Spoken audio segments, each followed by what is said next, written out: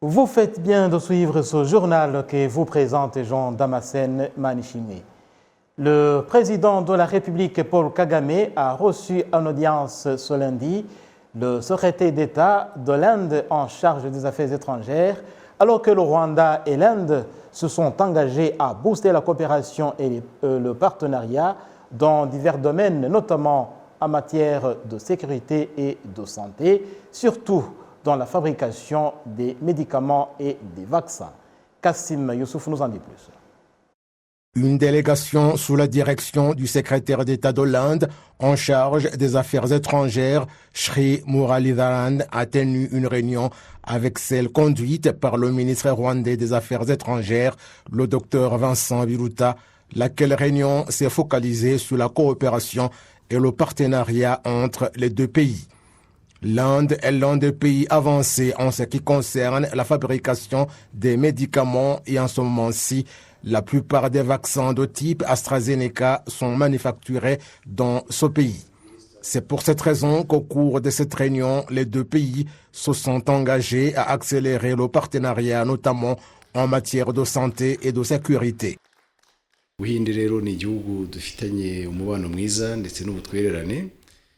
L'Inde est un pays avec lequel nous entretenons des relations de coopération excellentes.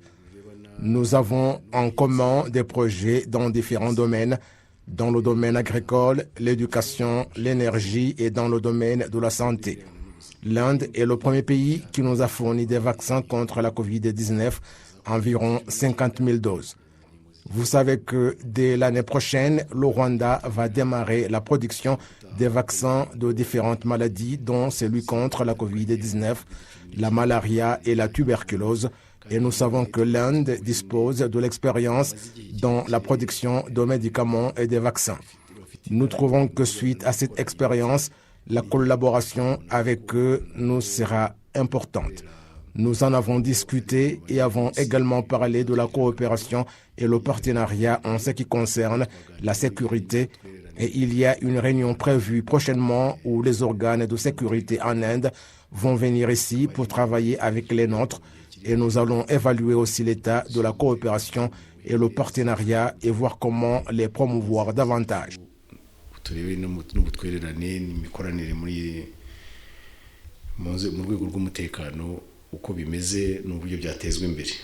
Le ministre Biruta d'ajouter que cette réunion a été une bonne occasion de discuter sur le sommet des chefs d'État et de gouvernement de Commonwealth prévu à Kigali l'année prochaine, après qu'il ait été reporté à 2 reprises suite à la pandémie de COVID-19.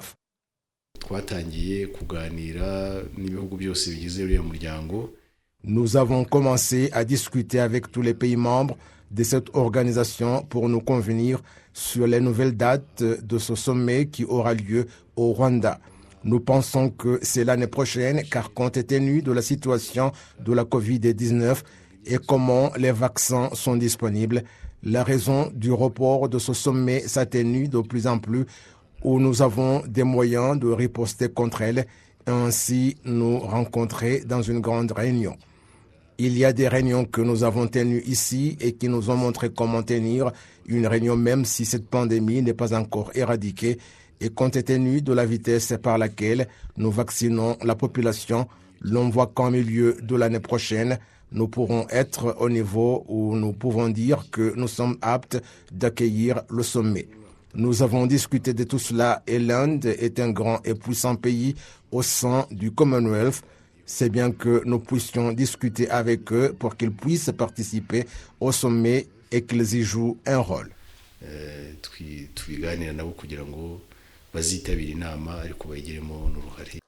Le secrétaire d'État de l'Inde en charge des affaires étrangères, Shri Muralidharan, salue la façon par laquelle le Rwanda se prépare à abriter le sommet du Commonwealth et souligne que de telles discussions qui visent à consolider l'excellente coopération bilatérale vont se poursuivre. Permettez-moi que je saisisse cette occasion pour vous inviter en Inde dans la réunion de la commission mixte dont les dates seront convenues par la voie diplomatique. Je félicite le Rwanda pour le sommet des chefs d'État et de gouvernement des pays membres du Commonwealth et nous sommes prêts pour cette réunion qui se tiendra l'année prochaine. Je félicite également le Rwanda pour sa détermination pour que cette réunion de la commission mixte puisse se dérouler à Kigali après qu'elle ait été reportée à 2 reprises suite à la pandémie de Covid-19.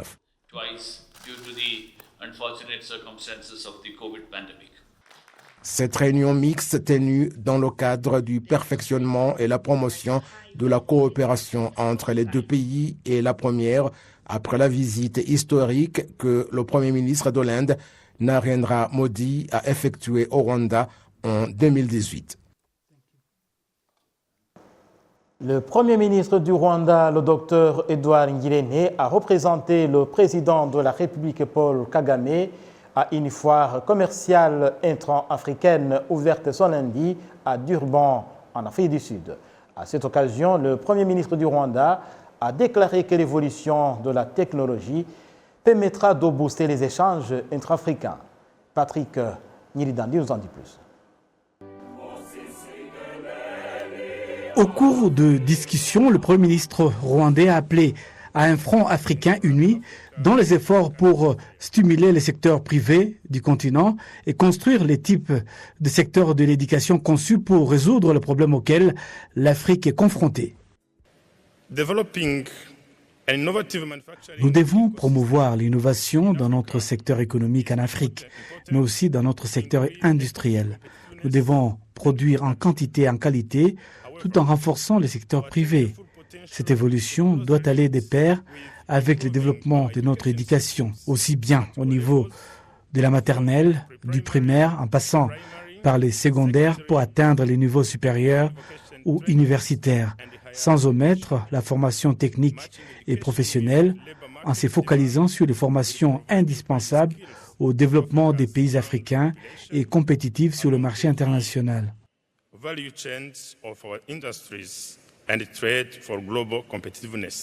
La mise en œuvre de la zone de libre-échange continentale africaine a également été discutée et il a été souligné que son succès doit commencer au niveau local et être inclusif, sans exclure des groupes comme les jeunes et les femmes. La réalisation des objectifs du marché commun intra-africain ne peut être atteinte sans l'apport déterminant du secteur privé, les petites et les moyennes entreprises. Ces accords n'ont pas été mis en place pour des personnes comme moi ou encore les membres du gouvernement, mais par contre pour donner la chance aux petites et moyennes entreprises du continent, surtout celles dirigées par des femmes. Le Premier ministre rwandais est revenu sur l'importance croissante des nouvelles technologies.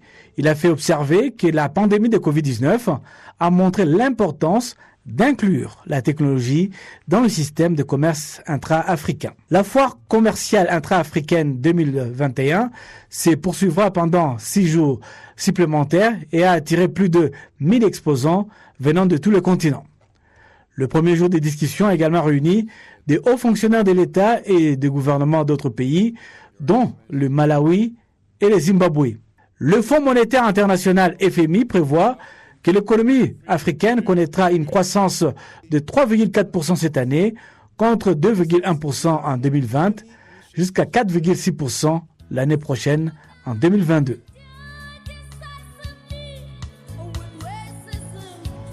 Le gouvernement du Rwanda a entrepris des activités spécifiques pour aider les agriculteurs à faire face aux effets du changement climatique.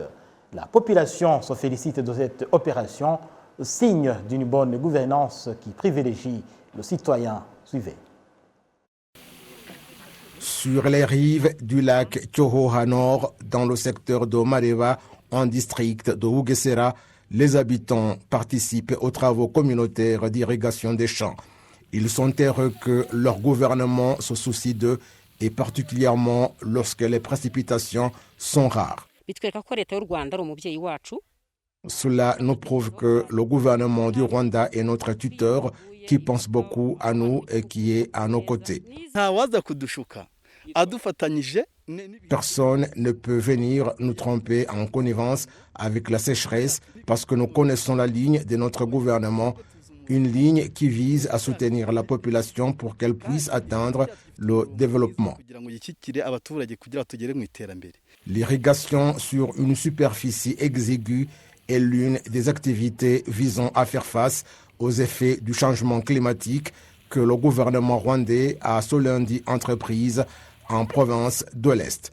En plus de l'irrigation, ce programme consiste également à aider les habitants à cultiver des cultures à croissance rapide dans les marais et aider les éleveurs à avoir de l'eau pour le bétail.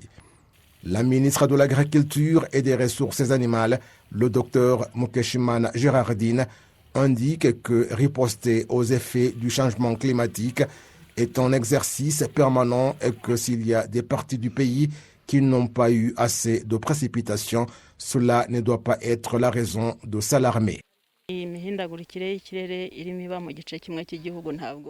Ce changement climatique est observé dans une partie et non dans tout le pays, ce qui veut dire qu'au niveau national, la production n'est pas très fragilisée et puis le gouvernement du Rwanda est toujours aux côtés de sa population.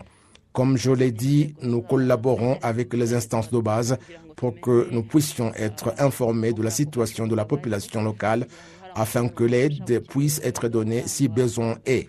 Ce n'est pas la première fois que le gouvernement rwandais apporte son assistance lorsqu'il y a un problème lié à l'alimentation. Lorsque c'est nécessaire, le grenier national est toujours prêt à intervenir. Les activités spécifiques visant à aider les habitants à faire face aux effets du changement climatique ont été financées à hauteur d'1,2 milliard de francs rwandais.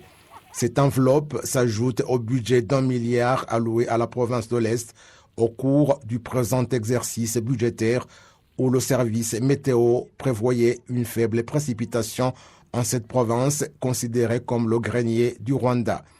Il est prévu qu'au cours de cette activité, 450 hectares seront irrigués sur 162 sites dans 7 districts de la province de l'Est. En 2000, le district de Bugesera a été frappé par une forte sécheresse qui a poussé la population à l'exil. Depuis lors, le gouvernement a déployé des efforts dont le reboisement et l'activité d'irrigation a été présenté comme une solution durable. Plus les années passent, il y a des preuves qui montrent que la riposte au changement climatique exige une bonne planification et une vision à long terme afin d'éliminer ou de réduire les effets qui résulteraient de l'inaction. Et pour savoir davantage comment sont organisées ces activités, nous avons approché la ministre de l'Agriculture et des Ressources animales, le docteur Gérardine Mukeshimana. Je vous propose de suivre plus de détails qu'elle a livrés à la télévision rwandaise.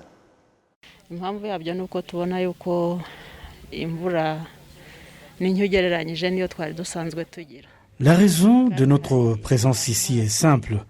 La pluie a été irrégulière par rapport aux autres années, même s'il y a ici de l'eau. C'est aussi dans le cas de sensibiliser la population pour que cette dernière comprenne que les cultures poussent non pas grâce à la pluie, mais plutôt à l'arrosage, donc à l'eau disponible. Donc il n'y a pas de raison pour qu'une telle plantation qui se trouve ici, au bord de cette surface d'eau, puisse connaître la sécheresse. C'est anormal.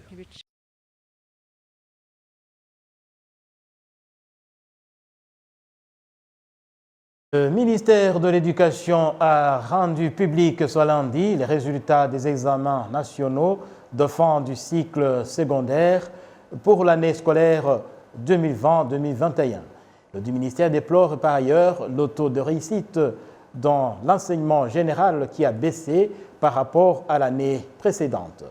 La ministre de l'Éducation, le docteur Valentine Ouamalia, a précisé que ce recul est de 4,2%, alors que le taux de réussite dans d'autres sections est en hausse.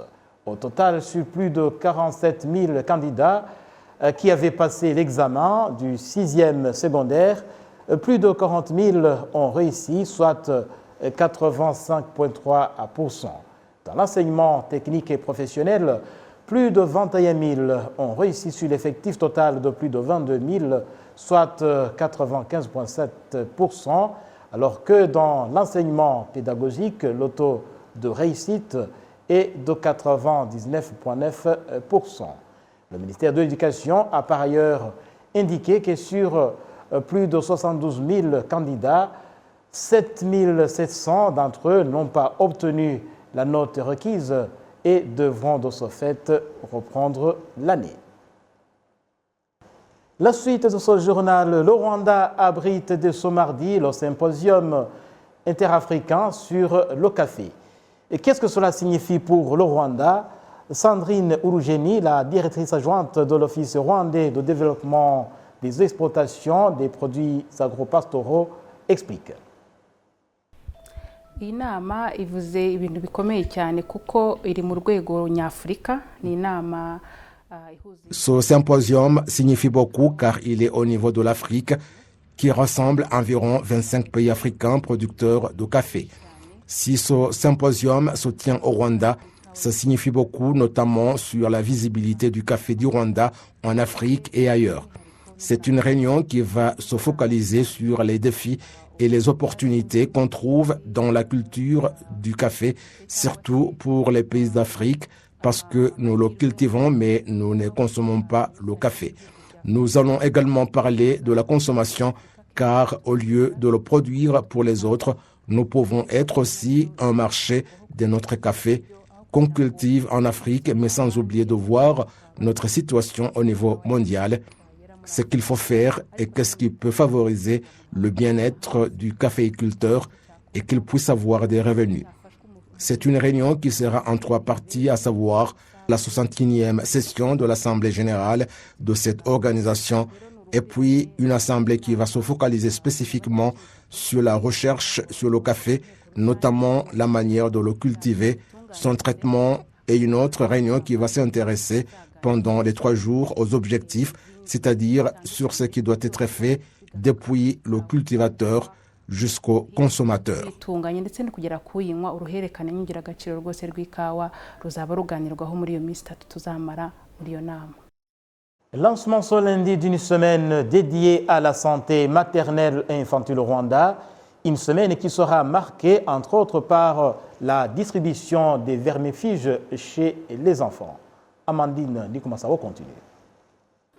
Au centre de santé de Kinyinya, en district de Gasabo, les parents étaient venus pour faire vacciner leurs enfants et connaître leur niveau de croissance. Il était prévu que tout le monde bénéficie des vermifuges, mais que spécialement les enfants reçoivent également d'autres éléments nutritifs pour améliorer leur bien-être. L'avantage pour mon enfant et pour les enfants en général est qu'il y aura prévention de diverses maladies comme les maux intestinaux. Leur croissance sera bien assurée.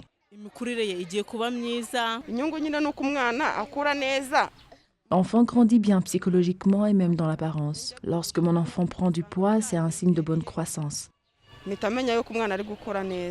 Le directeur de l'Agence nationale du développement de la petite enfance, Umutoni Gatsinzi Nadine, indique que ce qui est fait depuis la conception de l'enfant est pour l'assurance de son bien-être.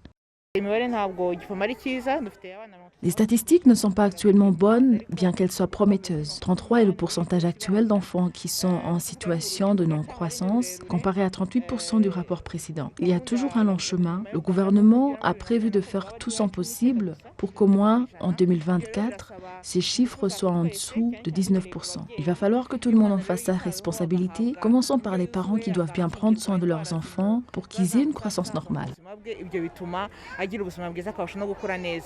Cette semaine étant dédiée à la santé maternelle et infantile avec la particularité de traiter les maux de ventre des enfants et des adultes, le ministre rwandais de la Santé souligne que plus de 11 millions de personnes recevront les vermifuges. Un enfant qui a des vers dans le ventre, tout ce qu'il mange de nutritif est avalé par ses vers, ce qui fait que l'enfant ne grandisse pas. Sa nutrition et sa croissance, par conséquent, sont affectées. Et l'enfant court plusieurs risques dans la malnutrition ou l'anémie. Le ministère de la Santé au Rwanda indique que cette semaine, il est prévu de vacciner plus de 700 000 enfants qui avaient raté différentes doses de vaccins. Les enfants qui ont entre 6 mois et 5 ans, étant plus de 1 million, bénéficieront du vitamine A. Le Forum des femmes éditeurs et propriétaires des journaux au Rwanda a montré que le harcèlement sexuel à l'encontre des femmes et des filles dans les médias au Rwanda est un problème crucial, ainsi que des discriminations basées sur le sexe sont les deux principaux freins à l'adhésion de la gente féminine dans la profession, mais aussi dans les organes de prise de décision, au sein des salles de rédaction et organes de presse. Certaines femmes journalistes indiquent que les harcèlements sont monnaie courante dans les rédactions à l'encontre des femmes et des filles où certains responsables s'adonnent à des attouchements ou des propositions indécentes de relations sexuelles. La ministre du Genre et de la Promotion de la Famille, le professeur Jeannette Bayisenge, a fustigé ces comportements, mais a aussi appelé les femmes et les filles à dénoncer de tels agissements, car le silence est plus nocif. À ce jour, le Rwanda compte 1200 journalistes, dont 911 hommes et 289 femmes ou filles. Et voilà, c'est la fin de cette édition. Merci de l'avoir suivi et portez-vous bien. Au revoir.